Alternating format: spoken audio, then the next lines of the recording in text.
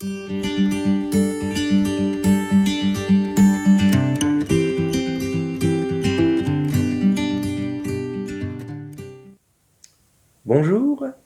et bienvenue, heureux de vous retrouver tout à nouveau pour ce temps quotidien avec le Seigneur. Que le Seigneur vous bénisse, que sa parole vous conduise et qu'il vous fasse du bien. Alors, j'aimerais continuer notre lecture aujourd'hui, toujours dans l'évangile de Marc au chapitre 10 à partir du verset 17. Nous lirons un petit peu aujourd'hui jusqu'au verset 31, voilà. Je lis pour vous, comme Jésus se mettait en chemin, un homme accourut et se jetant à genoux devant lui, Bon maître, lui demanda-t-il, que dois-je faire pour hériter la vie éternelle? Jésus lui dit, pourquoi m'appelles-tu bon? Il n'y a de bon que Dieu seul. Juste une parenthèse. Pourquoi Jésus dit-il cela? Sous-entend-il qu'il n'est pas bon? C'est faux. Lisez l'évangile et vous verrez, il ne fait que du bien autour de lui. Il est bon. Sous-entend-il qu'il n'est pas Dieu? Non plus. En réalité, littéralement, ce que Jésus a dit, pourquoi m'appelles-tu bon, toi qui m'appelles maître? Autrement dit, le jeune homme riche voit Jésus comme un maître purement humain. Alors, Jésus ne doit pas être appelé bon, car il n'y a de bon que Dieu seul. Ou alors, devrait-il venir à Jésus, ce jeune homme, en disant « Mon Dieu, je sais que tu es bon. Alléluia !» Et là, Jésus n'aurait rien répondu. Donc ce jeune homme, je reviens à mon texte, va demander au Seigneur « Que faire pour hériter la vie éternelle ?» Et Jésus lui répondra « Tu connais les commandements, tu ne commettras point d'adultère, tu ne tueras point, tu ne déroberas point, tu ne diras point de faux témoignages, tu ne feras tort à personne. Honore ton père et ta mère. » Ce jeune homme lui répondit « Maître, j'ai observé toutes ces choses dès ma jeunesse. » Jésus, l'ayant regardé, l'aima et lui dit « Il te manque une chose, va, vends tout ce que tu as, donne-le aux pauvres, et tu auras un trésor dans le ciel. Puis, viens et suis-moi. » Mais, affligé par cette parole, cet homme s'en alla tout triste, car il avait de grands biens. Alors, je dis Amen et j'arrête ma lecture ici pour gagner un peu de temps. Mais libre à vous de faire pause et de lire jusqu'au verset 31. Je me suis arrêté au verset 22. Voilà.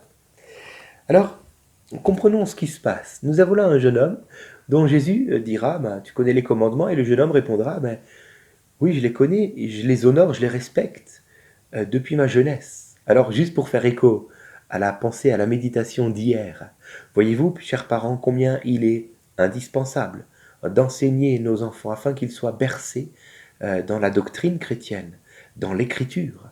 Car cet homme avait certainement des parents qui lui ont enseigné l'écriture. Alors pour lui, c'était la Torah, mais qu'importe, Jésus l'aima. Alléluia! Jésus aime ceux qui se nourrissent de sa parole et qui, bien entendu, se soumettent à elle. Gloire à Dieu! Cependant, Jésus va dire à ce jeune homme, maintenant il te manque une chose. Comme pour dire, tu connais les lois et tu les respectes, c'est très bien, mais il te manque une chose. Chers parents, apprenons donc à nos enfants à connaître l'écriture, mais n'oublions pas de leur faire aussi connaître cette chose-là précisément qu'il manquait à ce jeune homme.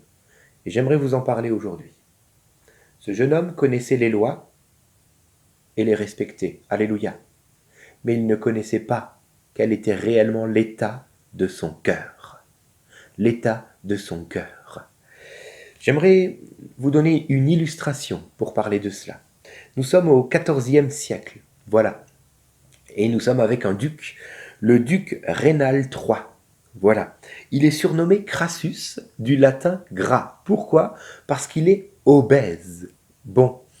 Et un jour, alors qu'il y a eu une virulente dispute avec son frère Rainald, Rainald va capturer son frère, donc le duc, mais il ne va pas le tuer. Il va l'emprisonner entre quatre murs, avec tout ce qu'il faut dans ces murs-là pour les besoins, pour le sanitaire et tout cela. Mais il va emprisonner notre duc Rainald III, entre quatre murs, en lui disant ceci. Écoute, cher frère, tu es libre de sortir quand tu veux. Il y a des fenêtres et il y a une porte d'une largeur et d'une hauteur standard, qui n'est pas fermée à clé. Donc, je ne t'ai pas vraiment emprisonné, tu peux sortir si tu veux. Mais le problème, vous l'aurez compris, c'est que vu que ce duc était obèse, il ne pouvait pas passer.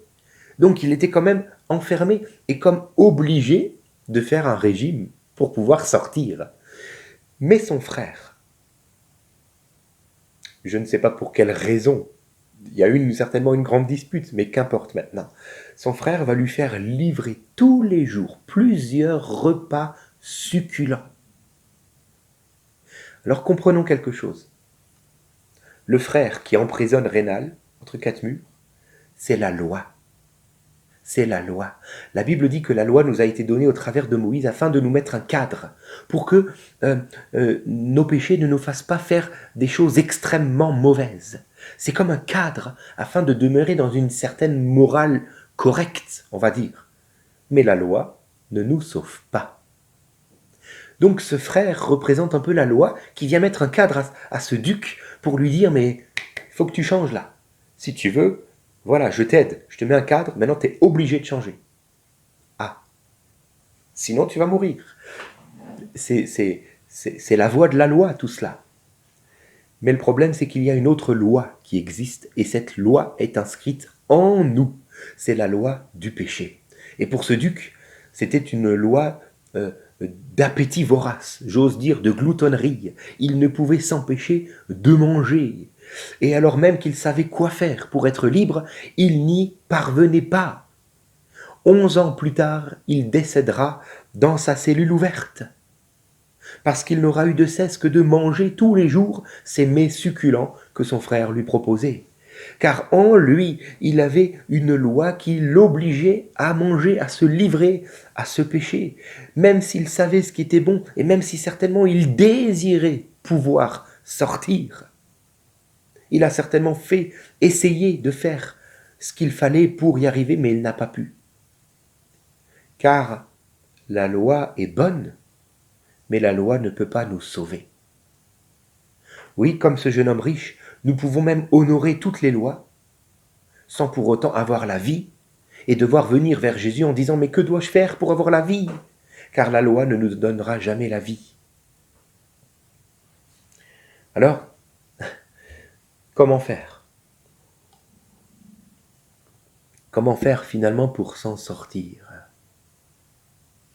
J'ai noté quelque chose que je vous appelle même vous aussi à prendre une feuille, un stylo et à noter, parce que c'est vraiment important. J'ai noté que la loi attire un code moral, tandis que la grâce attire un renoncement. La loi attire un code moral, tandis que la grâce attire un renoncement. Je m'explique. Je reviens à mon duc dans sa cellule ouverte. Si nous essayons par la loi de trouver la vie, alors 3 solutions sont possibles. 3 issues sont possibles. Premièrement, on va finir par y arriver, parce que c'est pas impossible. Il y a des gens qui y arrivent. C'est très rare, mais ça existe. Alors nous allons finalement y arriver. Mais que va-t-il se passer alors? Une fois sortis, nous serons comme prétentieux, voire orgueilleux. Et si un jour le Seigneur nous demande quoi que ce soit, nous dirons « Attends, Seigneur, tu sais à qui tu parles quand même ?» Comprenez ce que je veux dire? Un peu comme ce jeune homme riche qui finalement s'appuyait sur ses richesses, pensant qu'elles venaient de sa propre piété, parce qu'il se soumettait à toutes les lois. C'était d'ailleurs de coutume de penser cela à l'époque de Jésus, que la bénédiction de Dieu sur quelqu'un se manifestait par ses richesses. Vous retrouverez ça dans Deutéronome 8. Et Dieu bénit ceux qui le suivent. Et donc, si cet homme est riche, c'est qu'il est béni de Dieu, et il est béni de Dieu parce qu'il se soumet à la loi de Dieu, etc. Et donc, on tombe dans une forme de prétention où on va jouer le bras de fer avec Dieu. Et ce n'est pas du tout ça, la vie avec un grand V. D'ailleurs, ce jeune homme riche est toujours en quête de la vie. Deuxième issue, nous allons essayer avec nos propres forces, encore et encore, peu importe le prix à payer, peu importe le temps que cela va prendre, nous allons encore essayer de nous en sortir, de vaincre notre appétit vorace pour pouvoir quitter cette cellule, de vaincre nos péchés. Ce faisant, cela fera de nous des légalistes, qui s'appuient sur leurs propres forces, qui s'appuient sur leurs propres mérites, qui s'appuient sur leurs propres œuvres, afin de s'en sortir. Et là encore, nous passons à côté de la vie, avec un grand V. Mais heureusement, il y a une troisième issue. Une issue favorable. C'est celle de ne plus suivre un code moral, mais de renoncer à ce code moral pour nous abandonner dans les mains du Seigneur, dans les mains de la grâce. Car Jésus à la croix, nous dit la parole, a accompli la loi.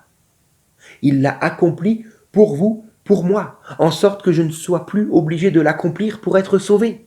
Mais je suis appelé maintenant à croire, à avoir confiance en ce que Jésus a fait à la croix pour moi. Et donc, par la foi, la justification de Christ m'est offerte, m'est attribuée, non plus par une soumission à la loi qui m'est impossible, car un jour ou l'autre je vais chuter, car il y a en moi la loi du péché.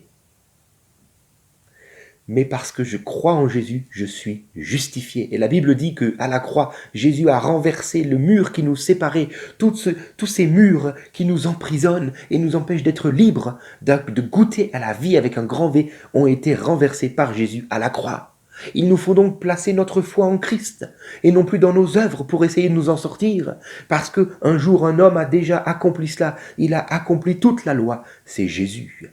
Voilà pourquoi, juste après, dans notre texte, si vous l'avez lu, vous savez de quoi je parle, les disciples diront, mais c'est impossible. Et Jésus dira, ce qui est impossible aux hommes est possible à Dieu. Oui, nous ne pouvons pas, mais Jésus l'a fait, à la croix.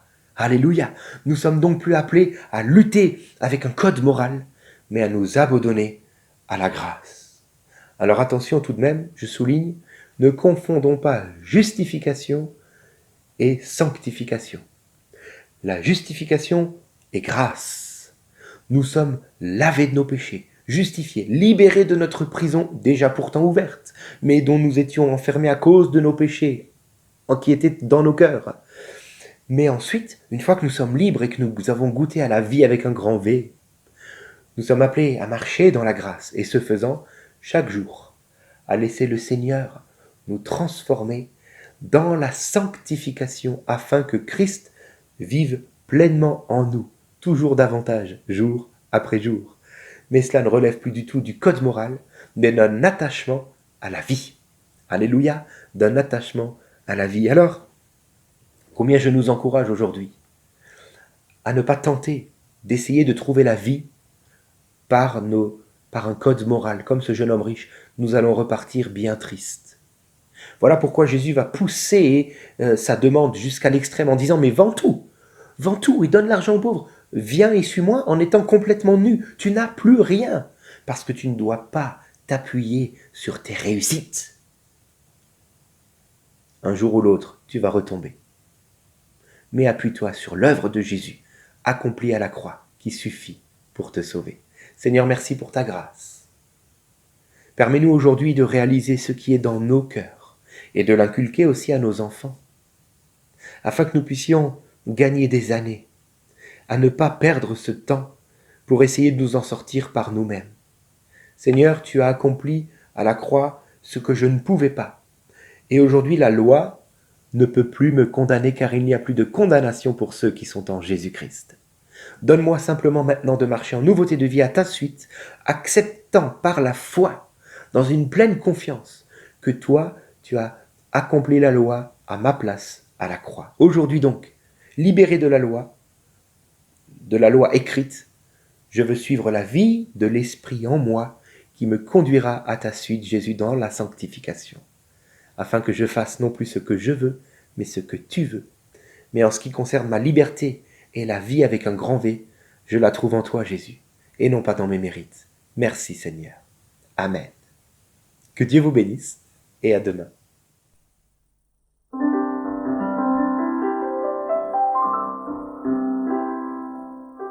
C'est par la grâce que nous venons nous présenter devant toi, non par nos forces ou nos efforts, mais par le sang de l'agneau.